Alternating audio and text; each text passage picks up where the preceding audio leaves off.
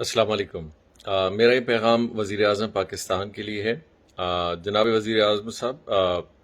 آپ کو بخوبی پتہ ہے جس طرح پاکستان کی صورتحال ہے۔ ابھی ریسنٹلی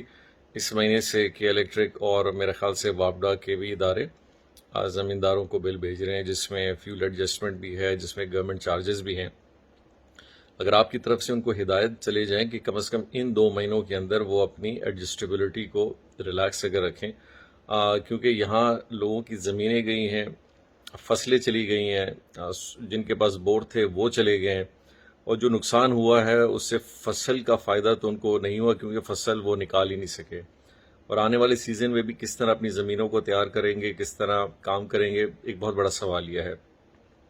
لہٰذا اگر آپ جلد از جلد کے الیکٹرک کے حکام کو اور وابڈا کے حکام کو بلوچستان کے لیے اور سندھ کے لیے اور جہاں جہاں سیلاب آئے اس کے لیے اگر آپ کی طرف سے ہدایت چلے جائیں کہ وہ کم سے کم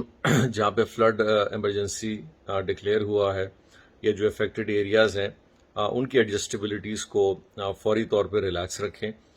تاکہ آلریڈی لوگ بغیر چھت کے، بغیر گھروں کے، بغیر کسی معاشی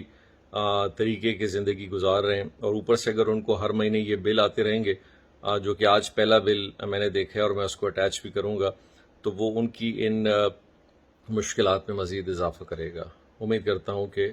اس پہ جلد از جلد پیش رفت ہو اور کام ہو سکے۔